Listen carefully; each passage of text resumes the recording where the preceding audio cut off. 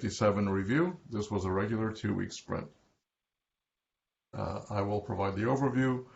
Harpreet will fill us in on the UI, Adam on the providers, and Joe on the platform. This sprint, we continue a downward trend in both number of pull requests opened and merged. That's accounted for by the fact that the team itself is in flux. And so this will probably continue for another couple of sprints until it restabilizes. As to the distribution, there were 40 enhancements, 23 bug fixes, 14 refactorings, and other kind of pull requests merged as well. And with that, I will turn it over to Harpreet.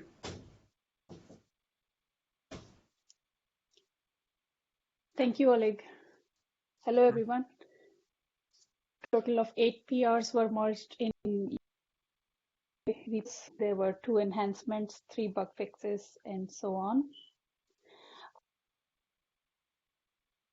Actually, it is more of a change to make screen access screens.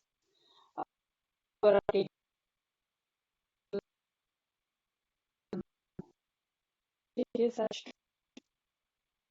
Are we having audio issues? Can anybody else hear me? I can hear you a little bit, but you're kind of coming in and out. I'm having the same problem. What happened?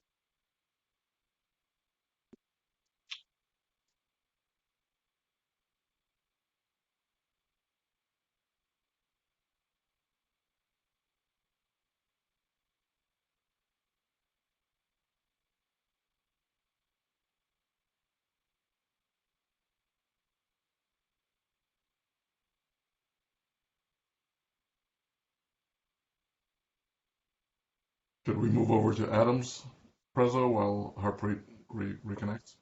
Yeah, sure. Yeah.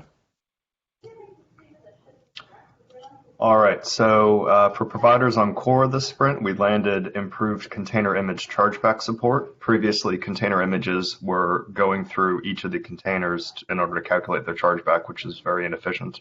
So this sprint Libor added metric rollups from the container to the container image automatically, so there'll be metric rollups records directly in the database, and we're using those metric rollups for the chargeback report. So that's vastly an improvement over the previous container image chargeback. We also improved the auto building of the template class during provider refresh so that we can remove a bunch of overrides that each of the providers had to do. So that cleans up the amount of code that each plugin has to do in order to support refresh. And Oleg also refactored the supports feature mixin to remove the one hash to rule them all, which basically had every single possible feature in the mixin, and it mixed all of those features into all of the models, whether those features actually made any sense for that model or not. So now there's an explicit list of features that are applicable only to that one model, which means you can look at that model and just see exactly what all those what features that model can support. Next slide. For Oracle Cloud, we continued to expand the resources that we collect. So this sprint, we added collection of cloud volumes and availability zones. And we also added a collection of all the network manager inventory. So, network routers, cloud networks, cloud subnets, etc. For overt rev, we fixed a bug that was causing the metrics endpoint to not be able to be verified. This appears to have been broken when we switched to using DDF forms for the UI, and it would never allow a successful verification on the metrics endpoint when it goes out to connect to the rev metrics database. So we fixed that one up. We also fixed an SCVMM refresh failure if a VM was missing a VMC path. This is the path to the root disk, and we saw an instance where that attribute was missing and it was causing the refresh to fail. And a nice enhancement on the VMware side, a request from a community user was to collect disk latency metrics, which was confusing because we already had them. It turned out a while ago, VMware actually changed the names of the metrics that they were calling. They split up the overall latency into read and write latencies. So we added columns to the metrics tables to collect these, and you should be getting the read-write latency for VMware virtual disks now. And next slide, and that's it for providers. Over to Joe. Thank you, Adam. This 37 PRs were merged in the platform space to Sprint, starting with the enhancements. Greg T added a couple to address Red Hat certification failures by adding labels to the image builds. Jason contributed one to avoid seeding Ansible content in production, since it's done at RPM build time. And I contributed a few towards the Kafka messaging configuration feature that's being added to the appliance console. One that will automatically disable the Kafka server when you're configuring just the client. Another that will pass password data to the key tool commands via standard input instead of exposing them on the command line. One to add the Kafka client and server configuration to the appliance console CLI, and one to move the Kafka broker logging to the var log Kafka directory. For bugs, Everett Mulder fixed a bug with the HTTPD init pod that had erroneously been pulling in the Apache authentication module modauth curb.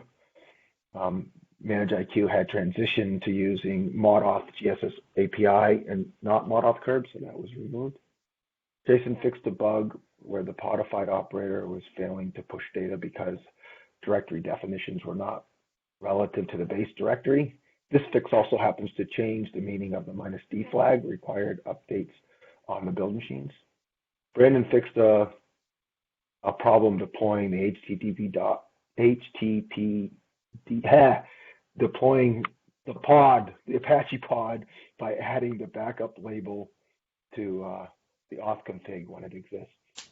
He also fixed a bug where the newer versions of Podman would not copy the data correctly. Next slide, please. Here's a big long list of documentation PRs that Adam, Dan Hawkins, Jason, and Oleg contributed. I won't read through all of them. For technical debt, Nick L addressed some by porting the method disk usage out of MIQ gems pending, so the appliance console no longer has to pull in the whole gems pending. And next slide, please.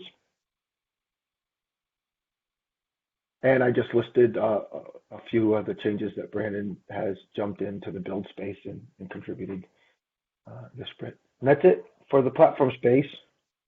On to, it looks, we have to go back to Harpreet. Is she available? Yeah, I'm back. Wonderful. Go ahead, Harpreet. Sorry about the network issues. So total of 8 PRs were merged in EUI repos. There were 2 enhancements, 3 bug fixes, and so on. A bug was fixed. Actually, it was more of a change to make screen accessible, not really a bug fix. On the compare and drift screens, those 2 screens were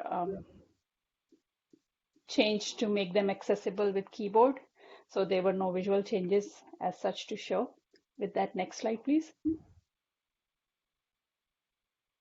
Configured system accordion was moved out of Ansible Tower Explorer, as you can see in the before and after screenshots here, with normal list view and detail screen without the tree on the left side of the screen. So these screens can be accessed using direct URLs now. I have a couple of URL examples on the previous slide. Next slide, please. Support to filter and group by tag features was added in chargeback reports for container images. This extends the work that was done in the previous sprint by Libor.